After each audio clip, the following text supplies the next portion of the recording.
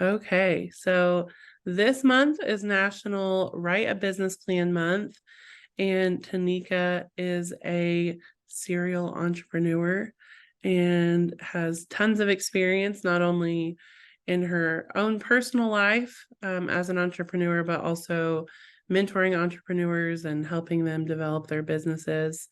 So, Tanika, why don't you start by just taking a moment to introduce yourself and just tell a little bit about your background as an entrepreneur? Absolutely. Thank you, Victory, for having me on. This is awesome. Especially to be able to talk to some of the other fellow entrepreneurs who are maybe thinking about getting into this space. But I am Tanika Harper. I am born and raised in Knoxville, Tennessee, and I am a serial entrepreneur with my first business venture starting in 2008, which is a nonprofit. So currently, I have ownership in two nonprofits, Shora Foundation. We provide youth programming and business development for entrepreneurs, and the Women Foundation, where we provide interest-free microloans. And then on the for-profit side, there is Harper's Naturals, skincare products. So it is a online retail-based business. And then there is Elite Facility Maintenance, which we are in pivot mode right now.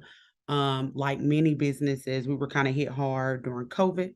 We haven't closed that business, but we are trying to figure out what may be next for Elite. And so yeah, so it's each business is kind of very different from the other one. And so a lot of learning, a lot of growing, and a lot of mentoring. Yeah, mentors are kind of been my key to success for sure. Yeah, absolutely.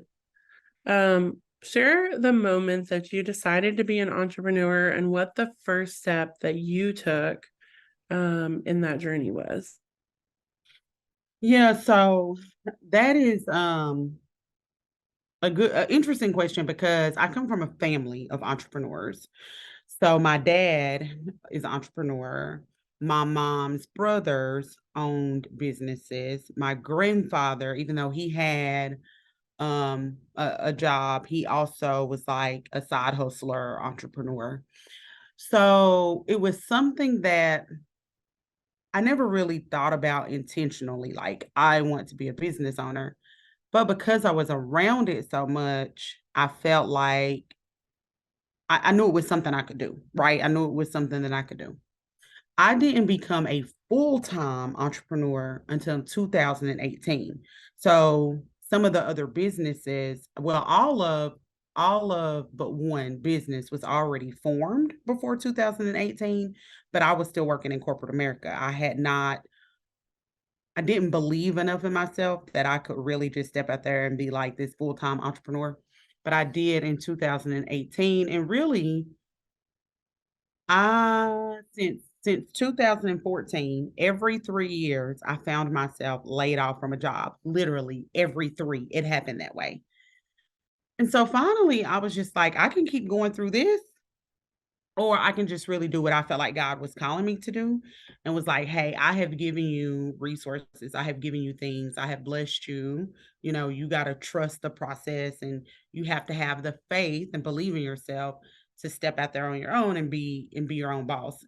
Because it was something that I wanted to do, but was also very fearful of it. And so in 2018, I found myself laid off again, and I was like, "Okay, I'm gonna do it. I am not gonna look for another job."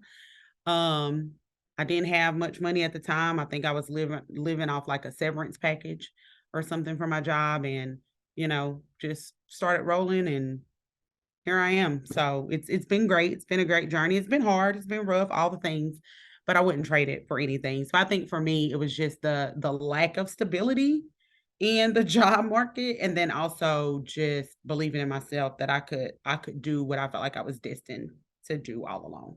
I know that's kind of a long answer, but that's kind of how I got here. That's okay. Entrepreneurship often does not fit into a neat little package. So, No, it's not. So I was a side hustler. Yeah, I was a side hustler for a long time. Um and it's uncomfortable leaving the comfort of that guaranteed paycheck, right? But I did in 2018. Okay. Well, you're what, 5, almost 6 years in now. So I think they say that, I remember when I first started as an entrepreneur, because I also went out right around that time in 2017. And I just remember hearing this statistic, and, every time you hear it, it's a different number, but I always say, like, 187% of entrepreneurs fail before they get to 5 years. And I Yeah, had that in my head. And so when we celebrated 5 years, I was like, okay, I've made it. Like, it's a big inside deal. of me just took a deep breath. So Yeah, it's a big deal. yeah. So what's one mistake that you made that if you started your businesses over today that you would change? Or, you can just kind of talk about it from the perspective of common mistakes that you see entrepreneurs making. Yeah, I think one mistake that I made is not really paying attention and understanding like tax rates and numbers. I don't care, you always hear know your numbers, know your numbers. Well, in my mind, I just thought like profit and loss, right? Like those numbers. Like I can kind of tell you how much I make or, what I'm spending on like cost of goods, but I really didn't know numbers in terms of like what should I be paying at the end of the year, like what the sales tax and how all of that works. And I paid more money than I should have in the beginning with Harper's Naturals because I didn't understand the numbers. I didn't understand like what I actually should be paying sales tax on, and I paid way more money than I should have been paying. And Yeah. so and of course the state, the IRS, whoever you're working with, they don't know you don't know. So they're assuming that what you report is what you should pay. So Right. if you don't know, nobody else knows. That's what I'm saying, right? You have to know the ins and outs of your business, including all things financial, because if not, you may pay too little, you may pay too much, and you can't leave it up to somebody else to catch it for you. So I have made some mistakes. In that area, on Harper's Natural side with just like the financials and on the nonprofit side. I mean, in terms of like when to report, some of these things as entrepreneurs, we feel like I don't have, especially when you're new, you think I can't afford a CPA. I can't afford a bookkeeper. But then I learned I can't afford not to because I like on the nonprofit side, I was owing so much money and like penalties because I was filing late or I didn't file something I didn't know I was supposed to file, but that's because I was trying to do it on my own. And then I realized out of all the thousands of dollars that I've had to pay in back pay, I could have just hired somebody for a few $100s and not have had this, right? So I think mistakes I've made is stop trying to do it by yourself.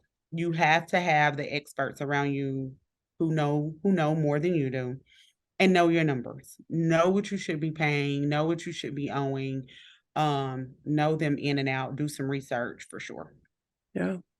So one of the biggest things that we're really kind of focusing on through this series is how business plans are not just for a startup, but how business plans are so valuable even for existing and running businesses. So, how have you adapted your business plan in response to unforeseen events or changes in the business landscape? Yeah, that's a good question. I know essentially when we all start, we have this like initial business plan, right? Like, and a lot of us write these business plans before we start the business, or like when we're like 1 or 2 years in. But then after you get into the business, you realize, oh, I might want to go a different way, or oh, I don't really want to offer those products and services, or I want to you want to do things differently. Once you get into the business, you figure out what works, what doesn't, and your business model may change. Who you serve, your target market may change. And so I think a business plan is ever evolving. And it doesn't mean that you have to write this 30-page document every year or every 2 or 3 years, but I think that comes into like the strategic planning part, right? So I think at the end of every year, every business owner has to look at what worked, what didn't, what did we say we were going to do, what did we not do we want to try that again, and come up with a strategic plan for next year. So I think that business plan is fluid. It's ever evolving. Even on the nonprofit side of things, what we started out doing, we are so far, like we are doing so much more now. We are so far from doing that that an attorney was like, you probably need to update your 501c3 status to state that you're doing all these different things, right? So, and it's okay. It's okay. That's what business ownership is. Is having a business that can evolve and can be fluid based on the needs of the business and the needs of the clients that you're serving. So I think it's always good to look back at it and to evaluate it through more of a strategic planning way every year. Could you share the key elements of your business plan or even your strategic plan and how those elements have evolved over time? Yeah, so I feel like the most important part of the business plan is the financials.